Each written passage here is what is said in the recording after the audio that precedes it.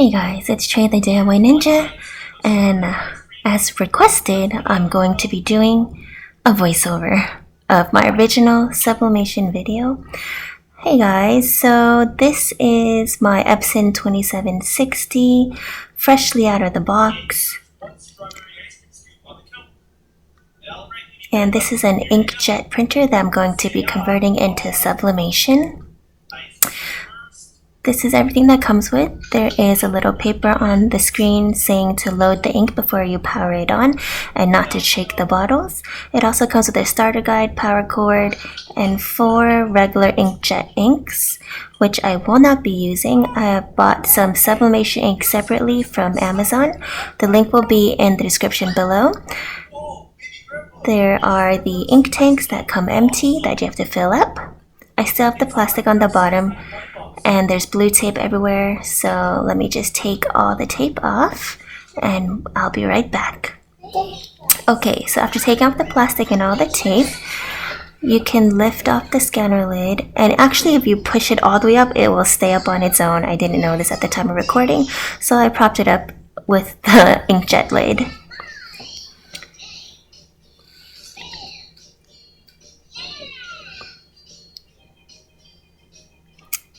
Okay, so now we have access to the ink tanks, and you can just lift up this little gray tabs, and there's one for each color.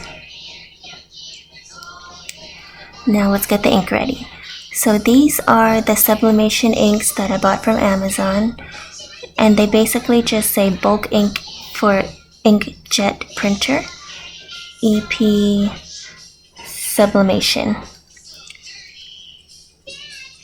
And the thing is, it doesn't say what color it is on the bottle, and I'm colorblind, so I'm comparing the colors to see which one looks darker and lighter to figure out which color is which. So that one must be magenta, and this is yellow. Now this is the black ink that came with the printer. I'm going to see if I can unscrew the nozzle and put the sublimation ink into the original ink bottles. They're not the same size though. The inkjet ink bottle is a lot bigger than the sublimation black ink. So I'm going to pour the ink that came with the printer out, and then pour the sublimation ink into the bottle, and then use the bottle to insert it into the printer. That seems to be the easiest way, but it may be messy, so I have some gloves on. Now let's pour this ink into the cup and hopefully not make a mess. I forgot to mention that this cap will just twist right off. Alright, so there we go. It fit perfectly into my cup, so I'm going to do the same for the rest of the colors. And then fill the empty containers with the sublimation ink. And then I'll show you how it loads into the printer. So here are the inks that came with the printer. These are all the inkjet inks. And now I'm going to wash the bottles out, and then fill them with the sublimation ink. This is the bottles all cleaned out. It rinsed really easily with water, and I just dried it as much as I could with the paper towel. So the sublimation ink has a little squirt nozzle tip, so I can just take off the foil, put the nozzle back on, and then take the cap off and squirt it into the original inkjet bottles.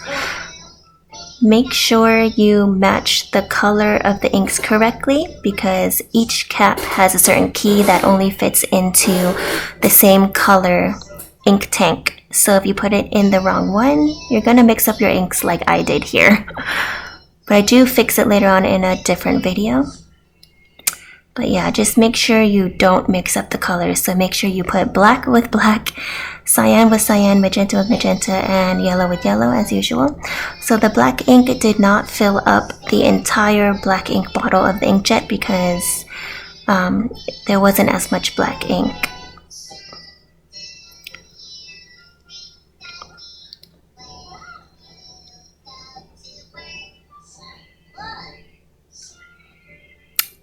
Okay, so I filled up all the bottles, and I'm going to start loading the ink into the printer. So you can just take off the cap and stick it into the printer. So I had to lift the ink tank lid higher because it was getting in the way.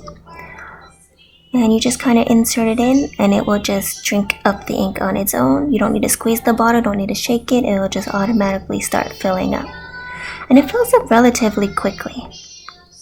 And it will automatically stop when the tank is full.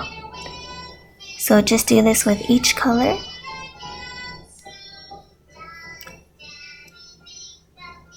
So that's all the black ink and it stopped on its own. So to take out the bottle, you just pull straight up. And there you go, no muss, no fuss. Okay, so I finished loading up all the inks.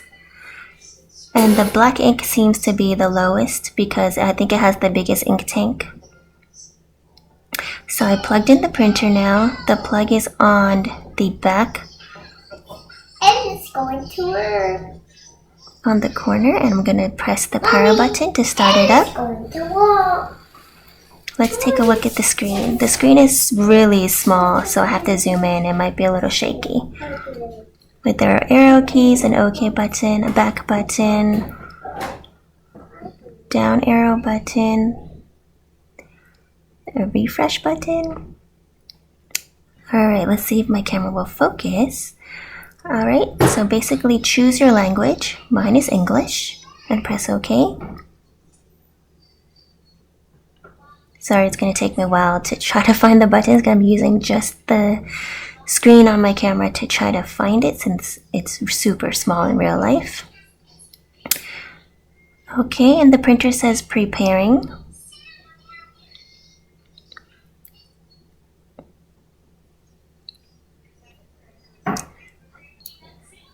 Okay, so what it did was basically initialize the printer and then it primes the inks.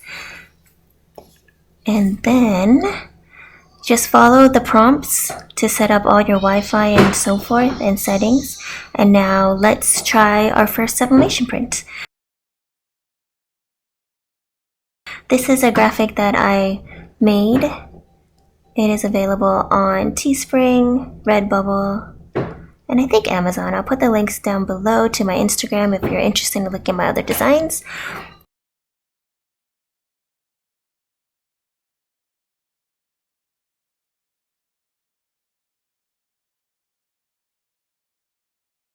But this is a sublimation paper. One side is a little rougher and one side is more waxy. You're going to want to print on the rougher matte side, not the smooth, shinier side. So let's put this in the printer and see how it prints out.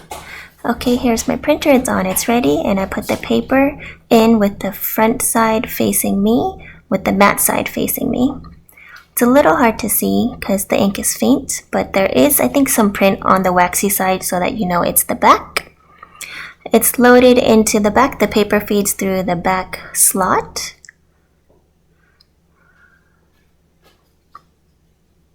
And then I'm looking at the setting. I'm going to try to change it from plain paper to premium presentation matte. So I'm going to go down and press change, press OK. This is the paper size. You can choose between letter. You can choose between letter. What else?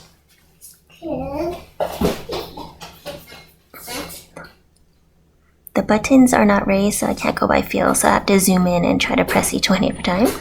So these are just the different paper sizes. You have 8.5 by 13 inches, Mexico Officio, I don't know what size that is, legal size, executive size, envelope number 10, 8 by 10 inches, 5 by 7 inches, 4 by 6, 3.4 by 5, half letter, I missed one over there, user, defined, A4 paper, and letter size.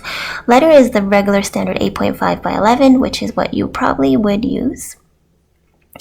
And I'm going to press this print button to proceed. And this is where I found, let's see. Oh, I have to press OK. Press the wrong button. This is where I found the paper type setting. So there's plain paper, letterhead, envelope, ultra glossy, premium glossy, glossy, premium semi-glossy, premium matte, which is what I want. And then I'm going to press OK. It says paper setup will be changed to the following: letter size, premium matte. And then I'm going to press OK to be done. Okay. Now back to my computer. One more thing before printing sublimation. This is crucial so that you don't ruin your prints, is to mirror the image. Okay, so it's really important to mirror your image. I get a lot of questions asking what program I'm using. I'm using Paint 3D on the PC. It's a free software that comes with, I think, all Windows 10 products. And yep, then I'm just going to print this out. And yep, make sure it is mirrored or inversed. And again, on the side you have printer settings, but I already did all the settings in the printer. So I'm printing on Premium Presentation Matte. And I believe this was standard print quality. And the printer actually didn't print right away because it said the paper type wasn't the same. So I have to look and just press OK, confirm, and continue printing. This only happened the first time I printed. Ever since then, all my sublimation prints with Premium Presentation Matte setting work just fine. So I don't know why I did that. But yep, it's working. It's printing. There we go. You can see it coming out. And the print came out really good. Just remember, sublimation ink will come out of the printer looking faded because the true color is not activated until it's pressed at 400 degrees for 60 seconds. So it will look a little faded, but that's okay. And remember, I did switch up the ink colors in my printer, so some of the image colors are kind of wrong, but yeah, we fixed that in a later video. Just make sure you don't make that same mistake. Okay, so let's get into our first sublimation print. I'm going to use the Cricut Easy Press 2 because it reaches 400 degrees. Press it for 60 seconds onto a 97% polyester tank top, and bam, it came out looking so good. Yes, there's a filter on it because this is a clip from my Instagram story. Make sure to follow me on Instagram at DIY_ninja_. But other than the sparkles you see, that's how clear and crisp and dark and colorful it came out. It looked so good.